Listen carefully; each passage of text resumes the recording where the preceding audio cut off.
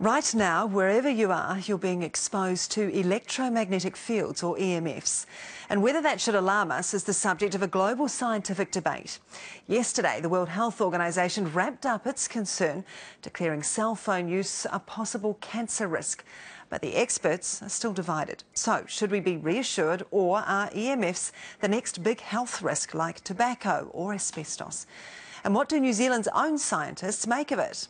Ingrid Hipkiss with the findings from an Inside New Zealand investigation.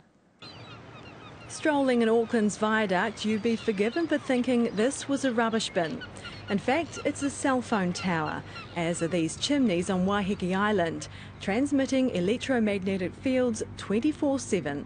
So if the average person can't even tell when a rubbish bin is in fact a cell tower, how are we supposed to tell which scientific study to trust? Some, like Auckland resident Tor Greening, believe they're dangerous. Since the cell phone tower was put in front of my property just over a year ago, I've been constantly sick with the flu, developed a buzzing in the ears, and I've also had problems with my sleep patterns. Today I'm reading just over 1 microwatt per centimetre squared, so that's the equivalent of standing 1 metre away from my microwave oven at full. So is that safe? One New Zealand scientist says it is. The levels of exposure are literally tiny to people. It's not really something new. We've used radio frequency energy at very high powers for a long time. It's been common in New Zealand, for example, since 1920. But it's cell phones that are getting the attention right now. The World Health Organization has just confirmed that excessive cell phone use could cause cancer. In New Zealand, there are now more cell phones than people. Collectively, we spend 4 billion minutes a year using them. So are the big numbers a cause for big concern? We have no reason to believe there is any effect at all. My concern is that these cell phones could be more dangerous than smoking. That's the kind of division prompted by numerous studies into cell phone use.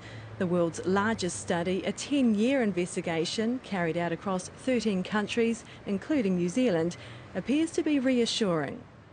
The primary question was, are brain tumours more common amongst people who use cell phones? And the answer is no. The exception was so-called heavy users, defined as those who use their mobiles for at least 30 minutes a day. They have an increased risk of brain cancer. The fact that the risk is slightly raised in the heavy users might mean that there is a true effect that applies only in that particular group, or it might be explained by error in the study. Green MP Sue Keedgley says that's the kind of logic the tobacco industry used for decades. And as long as they can argue that there's conflicting evidence, they can then argue that we don't need to act. And the conflicting evidence keeps coming, along with questions about who's funding these expensive studies. In some cases, the telecommunication and power industries themselves.